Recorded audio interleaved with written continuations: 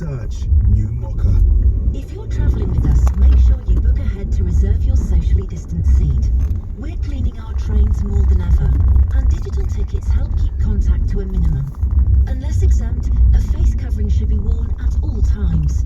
By following guidelines, you can help keep yourself, others, and our colleagues safe too. For the latest passenger information, visit avantiwestcoast.co.uk. Avanti West Coast. Wherever you're going, we're right there with you. At Coral, we always want you to gamble responsibly, with tools to help you stay in control. You can set daily, weekly, and monthly deposit limits to manage your spend. Track how long you play for, or set timeouts and take a break. Remember, always play within your limits and gamble responsibly. 18 plus, terms and conditions apply and are available at coral.co.uk. BeGambleAware.org. How does it feel when you stop smoking? Brilliant, I've finally quit. It feels good. I'm so proud of myself. I can keep up with my kids now. I feel a lot richer. I just feel fitter and healthier. I feel like I've got my life back. It's an amazing feeling when you stop smoking, and you can experience it for yourself. Our range of free support can help you quit for good, from our app to emails, face-to-face support, and online communities. Search Smoke Free. Better health. Let's do this. Leading Britain's conversation. This is LBC. David Lammy here, reflecting on the life of the Duke of Edinburgh, Prince Philip, and I'm joined now by Katrina Marshall, who's a communications specialist from Barbados, who now lives in the UK, and again, it's that important role that the Duke of Edinburgh played within the Commonwealth. Katrina, are you with us? Yes, I am, David. Thank you for having me. Not at all. So, Katrina, you're living here in the UK, but from Barbados, if you like me, in relationship with the broader Caribbean. Just convey to us, what do Bajans make of the royal family? I certainly grew up in a home where, you know, both my parents were sort of avid watchers of the royal family, totally caught up in monarchy. We sort of believed in it. We're terribly proud that Princess Margaret would holiday in Mustique. Terribly proud about that. And you know, I remember growing up with these, you know, all of the sort of, you know, the doilies, and we had some serving trays with, you know, the royal weddings on and things like that. So just give me your sense of the Duke of Edinburgh and what he will have meant to Bajans and those in Barbados. Well, quite similar to your remembrances. However, it would have been my grandparents, I think, who were much more enamored with the idea of monarchy. Yes. We all continue to sing God Save the Queen, and quite a few of our military ceremonies and the awards that we are given, or national awards, up to very recently, were as a direct result of being a former colony, and now as we move towards being a republic, still having the Queen as our head of state. I think, however, that when it comes to governance, we are, as you know, moving towards becoming a republic, coming on to the end of this year, COVID permitting. And I think it's a question of accepting our history, accepting that we were gifted with wonderful tales of places like Sandward's Castle, the British Buccaneers, St. Lord. All of the things that will be associated with the Duke of Edinburgh and his family are held fondly in our memories, but they don't necessarily apply to modern day living. However, the legacy of the Duke of Edinburgh continues. I was one of the students that went through the Duke of Edinburgh award scheme a few years back. Well, I say a few, in my youth, let's put it that way. And I remember it being a particularly well-run program where there was not just the focus on making sure that we could tie the right types of knots and rappel down a cliff face and know how to survive in the so-called wild, but it was more about character building. And I think that more than anything is going to be the legacy that the Duke of Edinburgh, Prince Philip, leaves not only in Barbados but in the Caribbean and the wider Commonwealth. A sense of creating stronger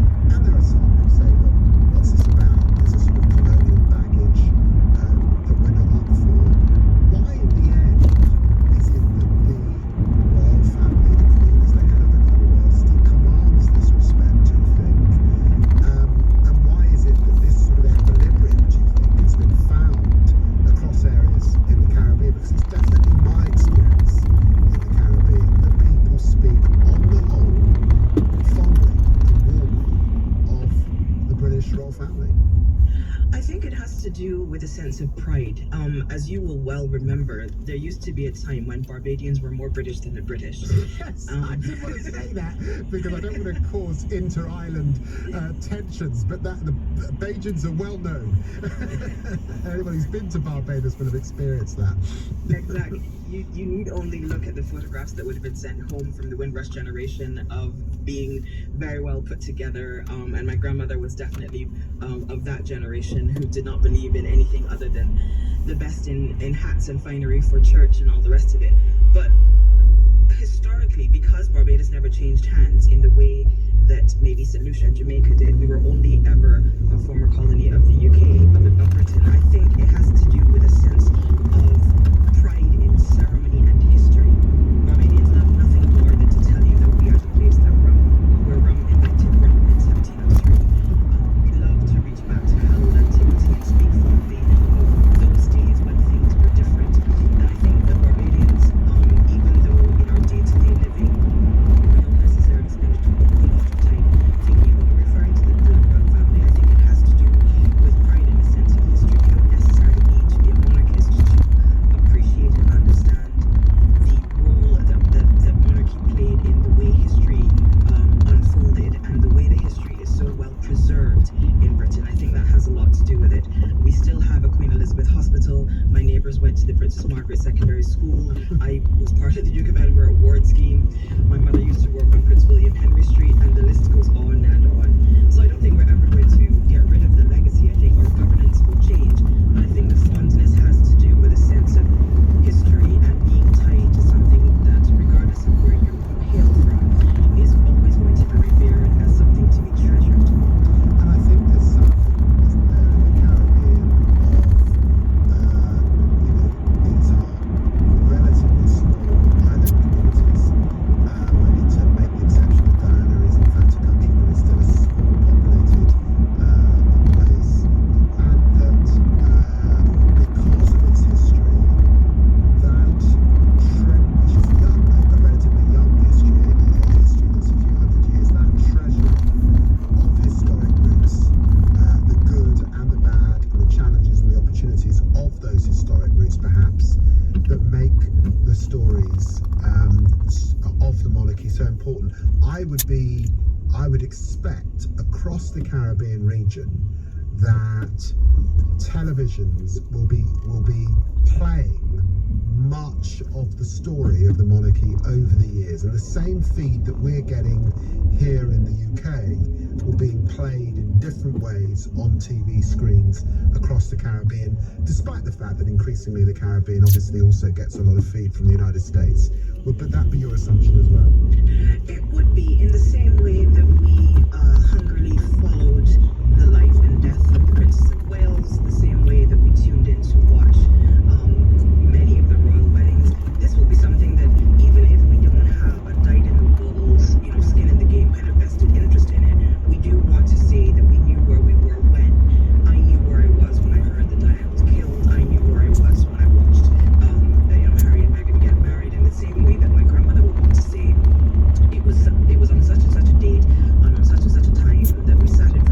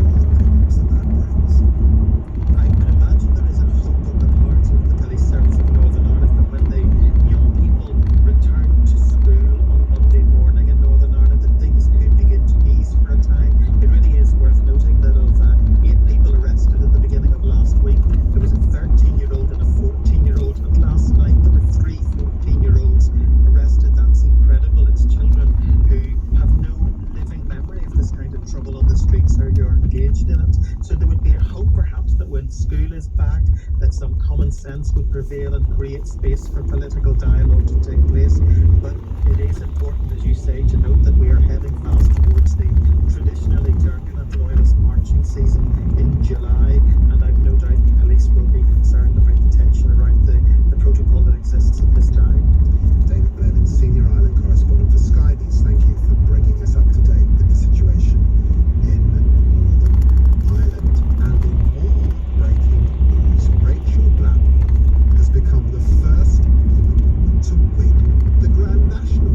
And I'm joined by Rob Harris, global sports writer at the Associated Press. Rob, are you with us? Yes, good evening, David. I mean, it's 2021, but this is an extraordinary achievement. We've all been very focused on the death of the Duke of Edinburgh. Just remind us the importance of the Grand National, and Rachel Blackmore has won. Yeah, of course, the Duke of Edinburgh, honorary member of the Jockey Club, tributes have been paid at Aintree over the last 2 days as well to Prince Philip, and we have seen a landmark occasion in the history of what is one of the toughest races in horse racing. A year ago, it didn't even take place because of the pandemic, and it's returned with a slice of history being created, with Rachel Blackmore winning this race by 6.5 lengths on an 11-to-1 shot as well. So certainly by no means a favourite in this race. And now I think we're going to be thinking forever more about the history-making way that Minella Times has won this race. And it's not just some fluke. This is really the latest part of the ascendancy of Rachel Blackmore in horse racing. At Cheltenham, she's had great successes. She was the first woman to finish as the leading jockey at the festival just 3 weeks ago, and she's also not someone from a horse racing background. She's got a very humble upbringing in Ireland. It was actually on ponies that she got into the sport by riding. And tell me, was there any concern that the Grand National might be cancelled in the wake of the Duke's death, or indeed in the wake of the pandemic this year? Well, of course, there were no fans there again today, like the situation's been at horse racing for many months now. Owners and trainers were in attendance, so there was at least some atmosphere there for this landmark victory. As for sport has been given the okay to go ahead this weekend. There is slowly word in terms of what the situation be surrounding Prince Philip's funeral next Saturday, and the guidance, certainly from the government side, is being left to the discretion of the sports bodies themselves. So as it stands for now, sports across the country is continuing as with the Grand National today. I mean, it's incredible that Rachel Blackmore has become the first woman to win the Grand National. She's clearly a trailblazer. What is the position of female jockeys in the sport? Well, female jockeys are only actually allowed to enter and race in the National since 1975, so held back for so long in terms of being able to make their mark. And it's interesting sort of hearing from her after the race. She said, "I don't feel male or female right now. I don't even feel human. This is just unbelievable." There is some concern over another jockey, Bridie Foss, who has been taken to hospital after being unseated from her mount, so we do await word on her condition. But just in the wider context of this, the fact it has been a landmark week in terms of women in sport. The fact just this week on Monday we had the first female referee appointed to an EFL game to be able to take charge of that. It's taken so long for that to happen. Rebecca Welsh overseeing the League Two game on Monday. So gradually some of the barriers are being broken. You look to a sport like Formula One, perhaps next, where actually there could be